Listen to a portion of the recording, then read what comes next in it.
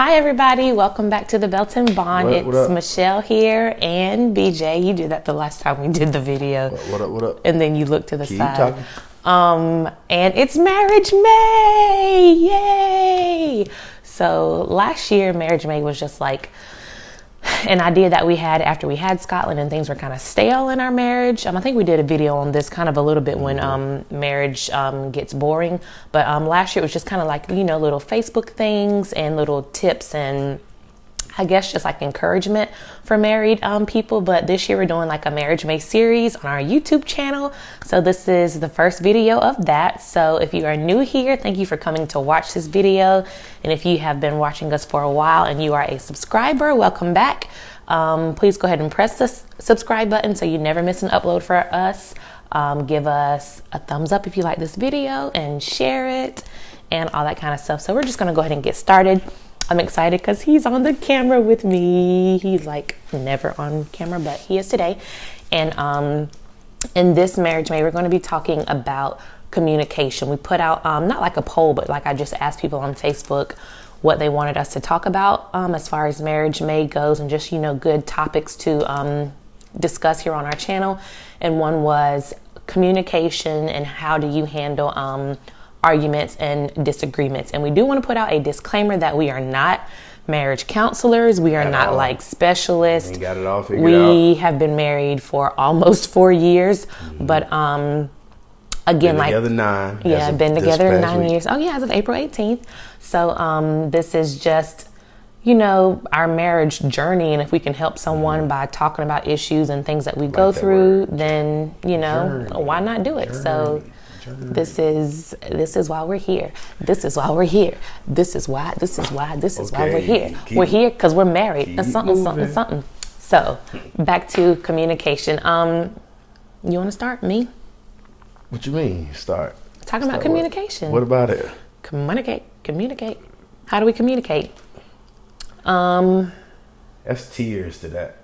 Communication is It's in a levels marriage to and this. relationships, but more so in marriage. Communication is a ongoing process, and that's why when people sit back and they want to give marital advice, the first thing they say communication. And that upsets me a lot of times because I know that that's what it takes. However, help me on that process. Like, what does that mean? Like, how do you communicate? Right. That's the biggest thing, because a lot of guys tell us that all the time. You'll hear it, I'll say it to guys, communicate.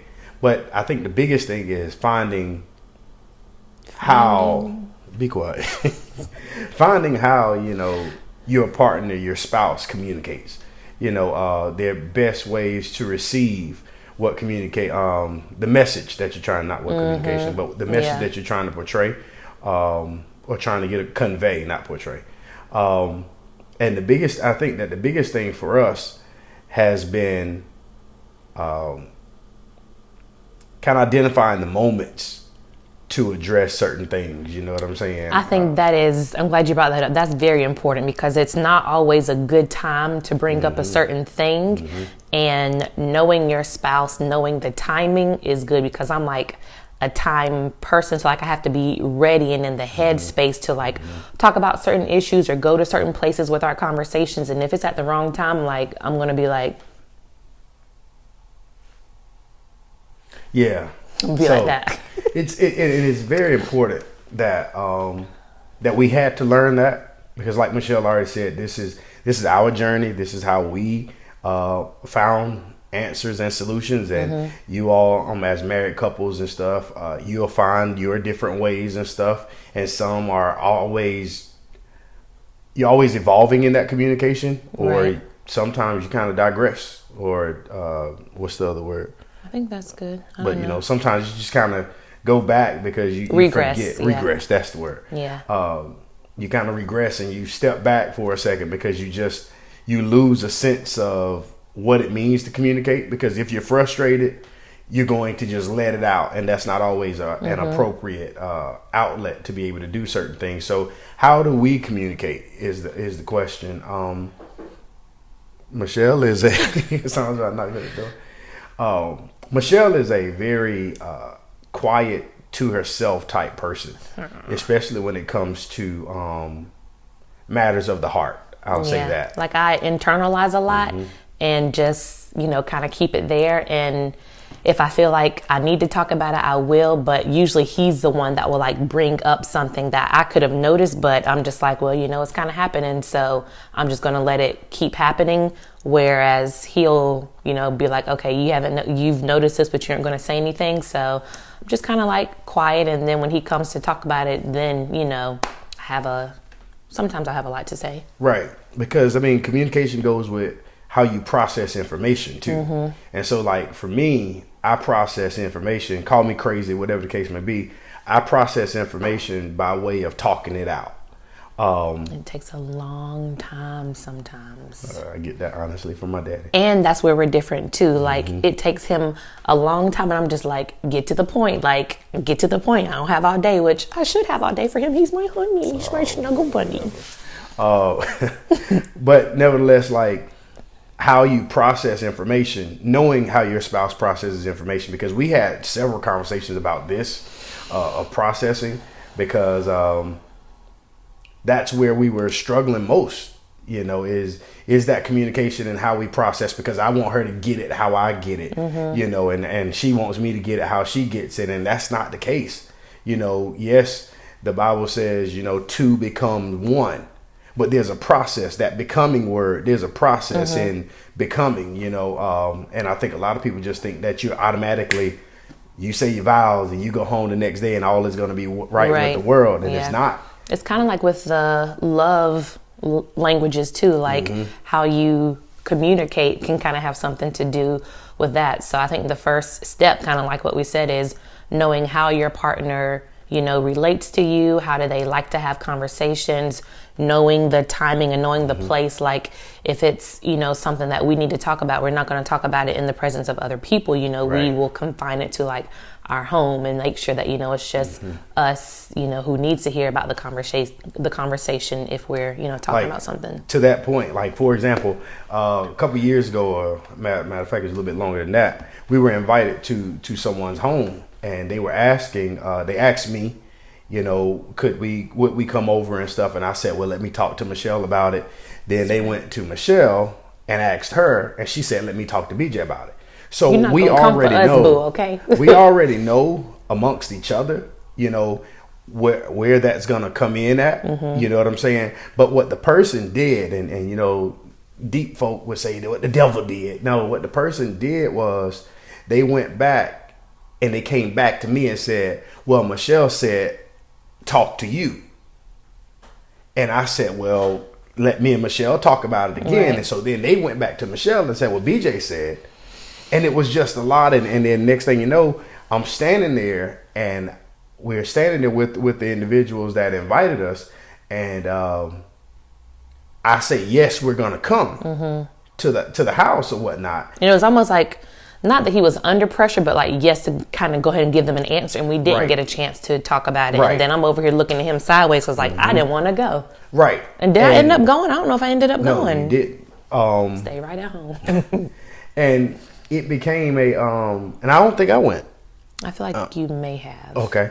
Maybe I don't maybe know. Not. But when we got in the car, as soon as we got in the car and I started backing out, she was like, I didn't want to go, right?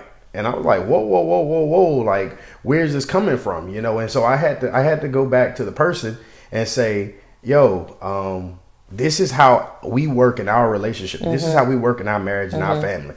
We talk things amongst each other first before we give an answer. I don't care if it's going up the street to 7-Eleven. You know what I'm saying? If it's one of those things where it involves the both of us, you know what I'm saying, then there has to be a conversation. And I think that a lot of times we don't try to take that other person into consideration. It's just like, all right, well, I'm the man of the house. And personally, because I know a lot of guys sit back and they use the Bible as that the woman is submissive and whatever the man says, and that's another video for a whole nother day, but whatever the man says goes. I don't necessarily operate like that. You know what I'm saying? Like, I like to talk to Michelle about everything. Especially when it comes to decisions and processes and stuff, because it's important. It's important for her to be included in on whatever decision because we said that we were going to be one. And so there are different ways to, as we kind of transition into another part of communication, there's different ways to communicate with each other. You know, we use several different mediums of communication to help us communicate a little bit better. I'm not a texter when it comes to issues. Some people are, you know, and I think sometimes Michelle, she's one of those that I can just text it and be done with it. I'm not. I like this. He's better verbally than I am. Like, I can take it and process it and then like send a text message, because like I may have to take notes or be like, okay, this is how I feel, to make sure that I get it across, because sometimes in the moment I don't like translate that information the same way I would. So like we'll text, but of course, like if it's something like major that is maybe from an argument and then there's like lingering things that still need to be talked about, like I'll tell him like, you know, I don't want to text about this, we'll talk about it, you know, later. And so I'm not a texter. She is a little bit more than me. She's a planner and I'm not necessarily a planner. Yeah. So I'm just kind of a free flowing person and I go with it. And so I knew that she was a planner.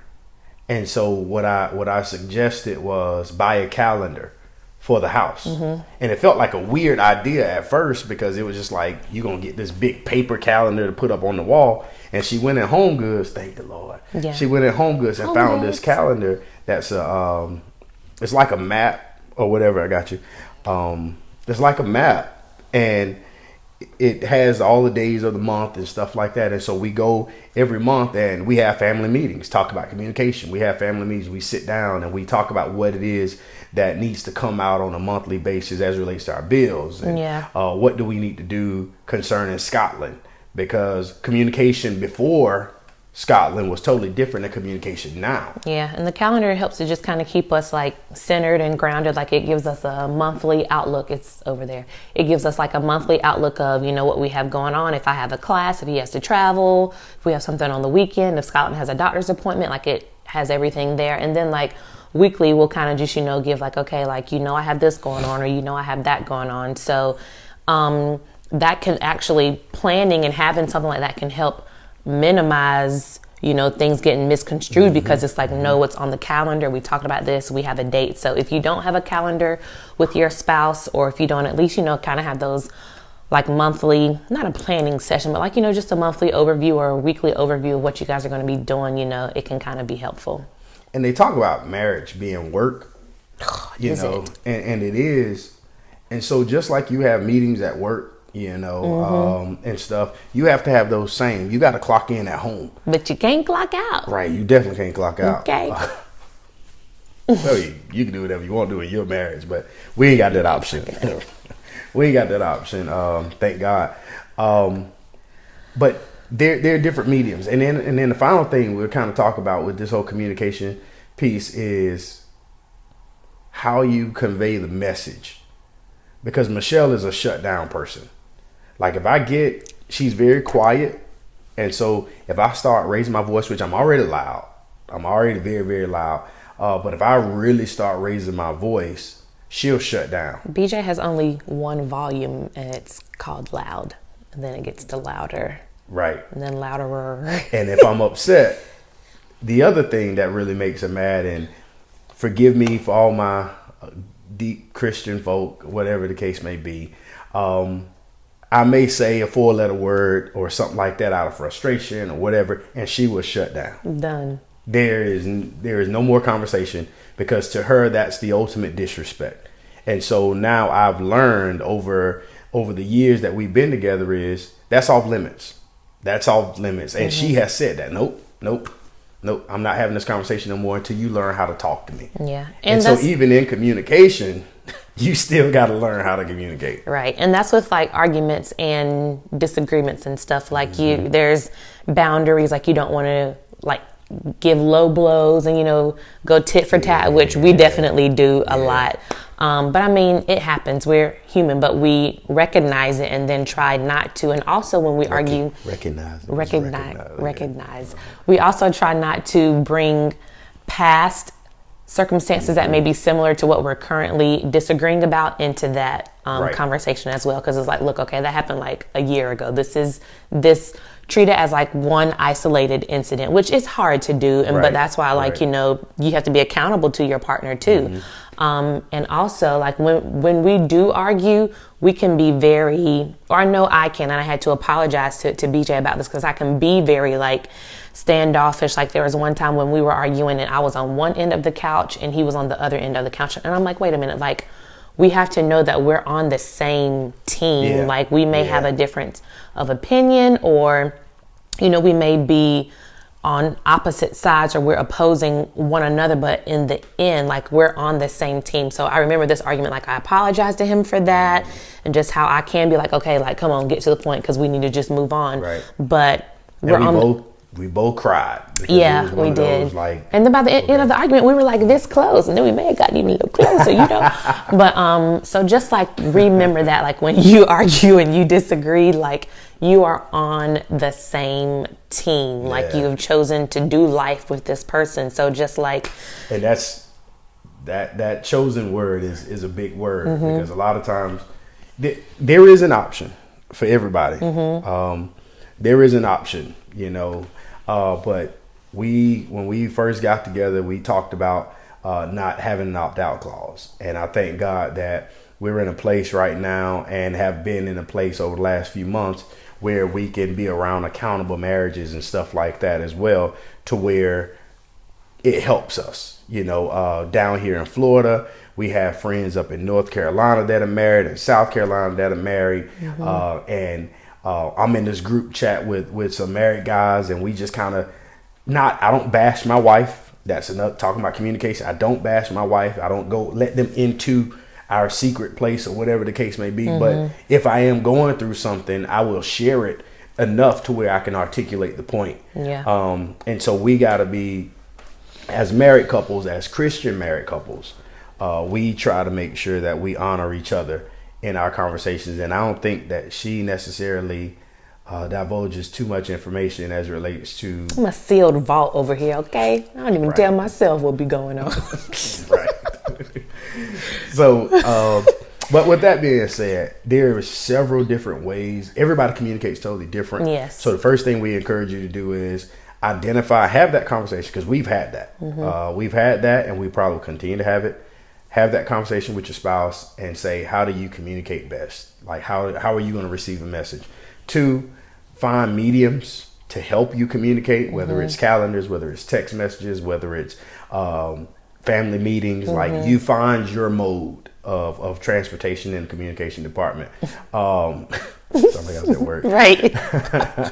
And then the third thing is, third thing is understanding that when you're upset, what the boundaries and everything. Right, like, he's still your husband, she's still your wife, even though you're mad at her. And at the end of the night, you know, you might want something, so you better be right. Listen. Okay, next, fourth. You don't want to turn over. They be like, what you doing? Oh, crap.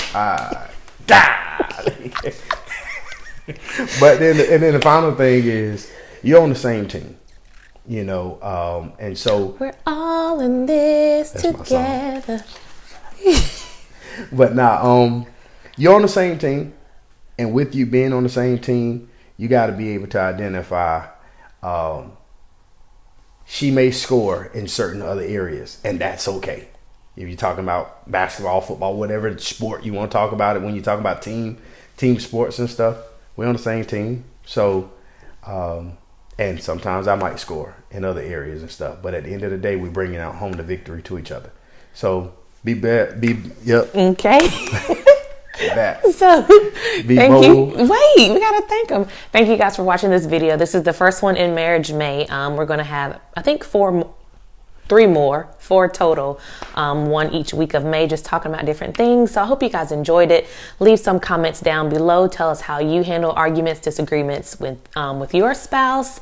And 'cause we're always evolving. Yeah, so definitely. We can take some stuff that you say and pray about it first. Exactly. Yeah, that's a big one.